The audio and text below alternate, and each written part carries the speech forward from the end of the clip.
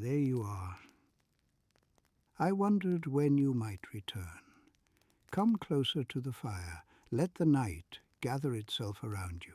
There's no need to hurry now. Nothing here demands your attention except the quiet. Tonight, I'll tell you another story from the magical forest of Whispergrove. A slower one. A story shaped by water instead of footsteps. By reflection rather than destination. It is the story of a river that remembers what travelers forget, and of a lantern meant to hold more than light. Listen gently and let the images come to you, only if they wish. It was well past twilight when I began walking toward the river. The forest had settled into its nighttime posture, branches relaxing, leaves folding inward, the air cooling just enough to invite deeper breaths. The path beneath my boots was barely a path at all anymore. Only a faint suggestion in the moss, pressed there by years of quiet passing. Above me, the canopy formed a dark, sheltering arch. Between the branches, stars appeared in scattered clusters, soft and distant, like thoughts you almost remember. The deeper I walked, the more the forest seemed to slow itself around me. Crickets chirped less frequently, owls called farther apart. Even my footsteps grew quieter, as though the ground itself preferred a gentler touch. A faint coolness began to drift through the trees. The smell of damp stone and clean water reached me before the sound. The river was close.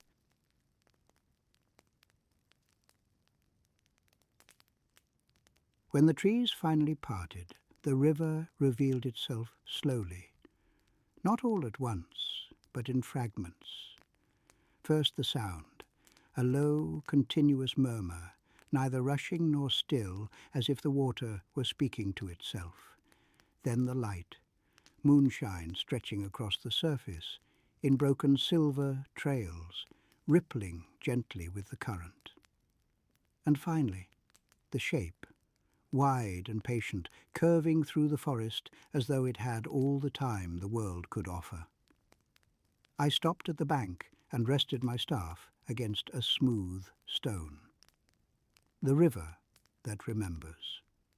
Those who know Whispergrove learn its name early, but understanding it takes much longer.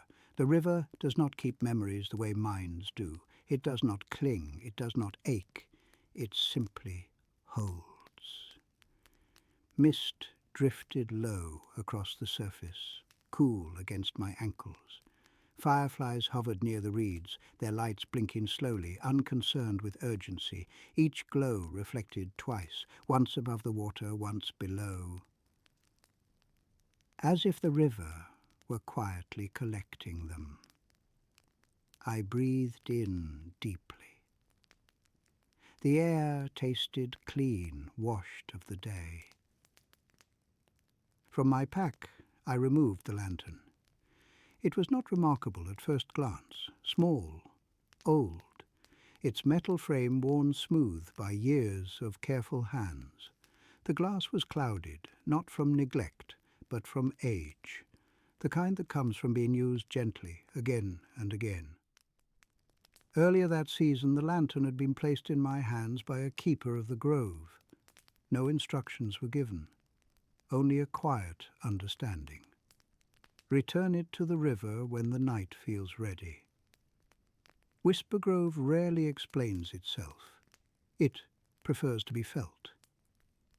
I held the lantern low, its warm glow brushing the water's edge. The surface rippled softly, not away from the light, but toward it, as though the river were leaning closer to sea.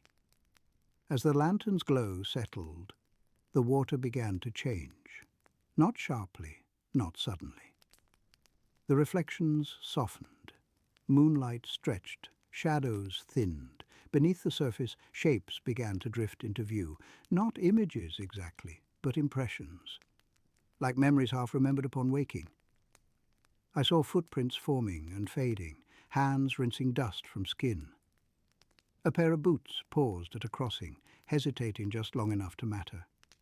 The river remembered them all. And then, slowly, quietly, it remembered me. My reflection appeared older than the one I knew, lines softened by time, eyes carrying many nights and fewer questions. I smiled. "You've been listening," I murmured. The river answered with a gentle curl of current, cool mist rising to brush my cheek like a familiar greeting. I set the lantern down upon a flat stone and allowed the quiet to settle fully around me. That was when the forest shifted. At first the sound was so faint I thought it imagination. A careful step, then another, not hurried, not heavy, uncertain.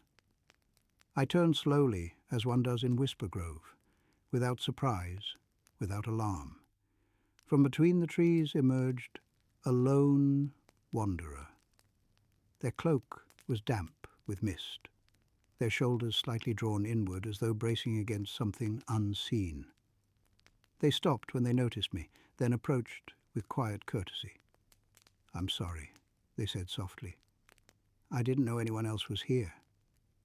"The river has room for more than one," I replied. "You're welcome to sit." They hesitated, then lowered themselves onto a nearby stone. For a long moment, neither of us spoke. The river continued its low murmur. Fireflies blinked. The lantern glowed steadily between us. "I was told this river could help me remember," the wanderer said at last. Their voice carried no desperation, only weariness. "But I don't know what I've forgotten." The water stirred. I studied them gently, as one studies the weather, not to change it, but to understand. "You don't seem lost," I said, "only unanchored." They nodded slowly. "It feels like I left something behind," they whispered. "Not an object, not a place, something quieter." Their gaze dropped to the water. I kept moving anyway. I reached for the lantern. "Then perhaps," I said, "the remembering does not need to come from you." I lifted the lantern and held it low over the river. Its glow softened, warmed, spread wider than before. The water responded at once. The lantern's glow deepened, not brighter, but fuller. The light seemed to soften the air itself, as though the night were leaning closer to watch alongside us. The river responded gently, its surface smoothed, ripples settling into a calm, steady flow. And then, beneath the water, the remembering began. The wanderer leaned forward, breath slowing without effort.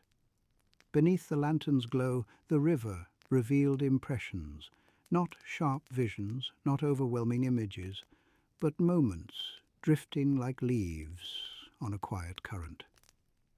A small room at dawn, light spilling across a wooden floor. A pause at a doorway held just a heartbeat too long.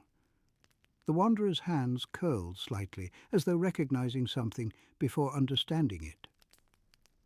"I know this," they whispered.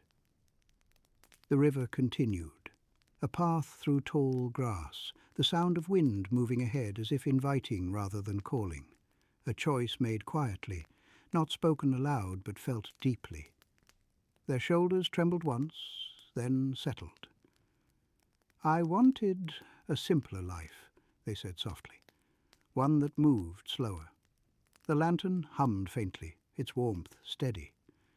"You still do," I replied. "That wish hasn't gone anywhere." The river did not judge. It did not hurry the remembering. It simply held the moments until they were ready to be felt again. The images shifted.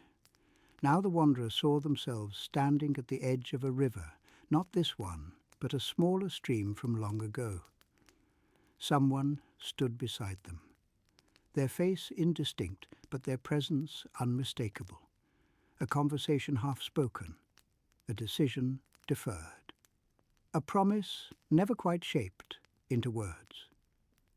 I thought there would be time, the wanderer murmured. There often is, I said gently, but not always in the way we imagine. The lantern's glow softened further, as though listening.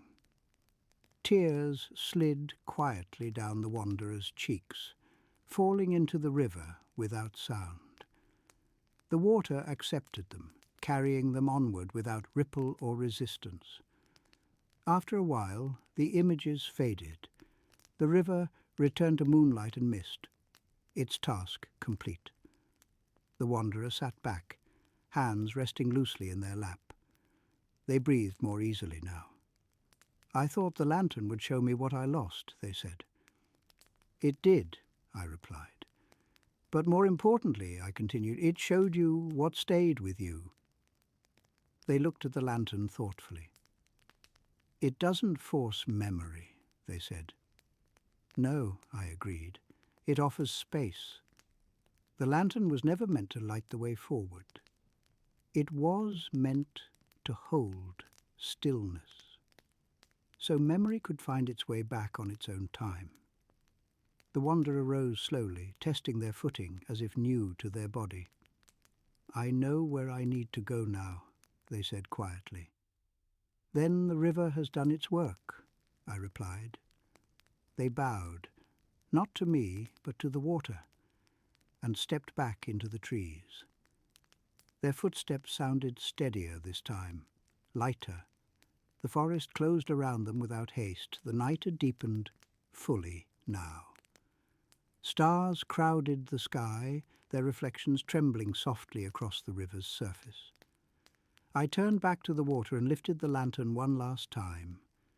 Its glow was faint now, not failing, just complete. I knelt and lowered it gently to the river's surface. For a moment it floated, light resting on darkness, warmth held by cool current. Then slowly the lantern sank. Its glow stretched beneath the surface like a long, gentle breath, and faded. The river stilled. Some gifts are meant to be returned to quiet places. I rose and began the walk home. The forest greeted me softly. Branches shifted aside. Fungi brightened just enough to guide my steps. Crickets resumed their song. An owl called once, far off and unhurried. The path felt shorter now, not because it had changed, but because I had. I breathed deeply, letting the cool night air fill my chest, and empty it again. The river's murmur faded behind me, carried onward through roots and stone, through places unseen. And that was the night I returned the lantern to the river that remembers. The fire beside you crackles low, embers glowing like resting stars. You've listened well. Your breathing has slowed. Your thoughts have grown gentle. There is nothing left for you to hold on to now. Let the story drift away if it wishes. Let the images soften and blur. The fire keeps its steady rhythm. The forest breathes in the distance. I'll sit here a while longer, listening to the night do what it does best. You are safe to rest. The river flows on. The lantern sleeps.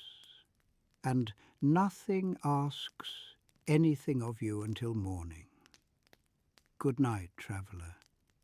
May your dreams move slowly like water under moonlight until sleep carries you where you need to go.